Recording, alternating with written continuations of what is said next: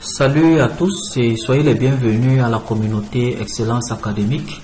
Nous vous apportons du soutien pour pouvoir vous aider à mieux braver les épreuves écrites d'examen. Alors dans cette vidéo, nous allons parler un peu de trigonométrie. Pas de la trigonométrie dans son ensemble, mais une partie très infime de la trigonométrie qui, après l'avoir maîtrisée, peut faire de vous un grand expert dans les calculs trigonométriques. Et donc la partie que nous allons aborder ici, c'est tout simplement les formules d'addition. Qu'est-ce qu'une formule d'addition et quelles sont les formules d'addition qui existent, n'est-ce pas, en trigonométrie? Ceci étant, nous vous rappelons donc les quatre principales formules d'addition qui existent, n'est-ce pas, en trigonométrie. La première nous fait comprendre que le cosinus de A plus B, c'est cosinus de A fois cosinus de B moins sinus de A fois sinus de B.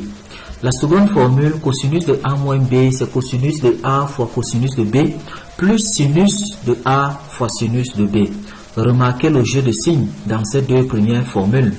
La troisième formule, c'est sinus de A plus B égale à cosinus de A fois sin de B plus sinus de A fois cosinus de B. Et enfin, la dernière formule, c'est sinus de A moins B qui est égal à cosinus de A, sinus de B moins sinus de A fois cosinus de B. Ce sont ces quatre formules qui pourront, n'est-ce pas, développer en vous l'esprit de la démonstration trigonométrique.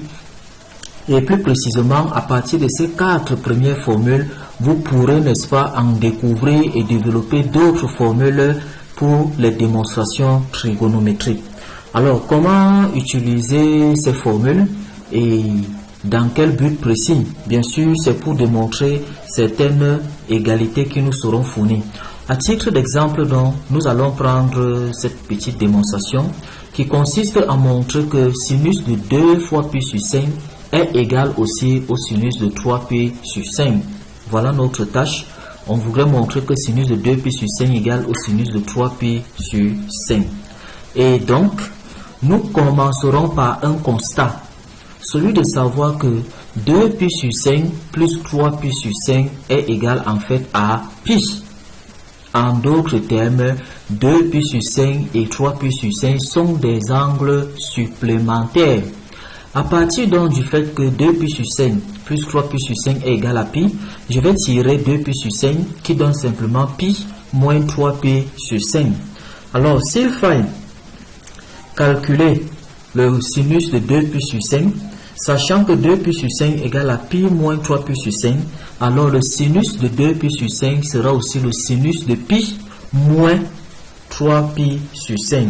En application donc de la quatrième formule d'addition énoncée plus haut, en développant, ça nous donne sinus de pi fois cosinus de 3pi sur 5 moins sinus de 3pi sur 5 fois cosinus de pi.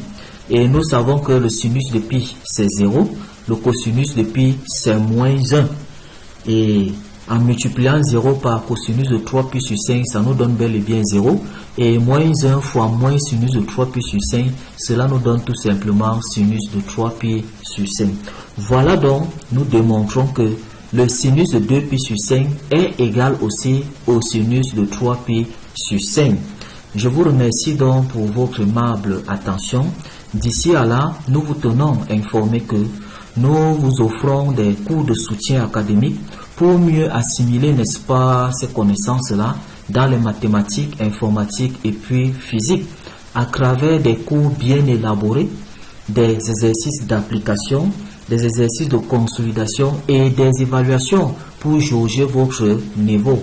Les contacts vous sont mentionnés.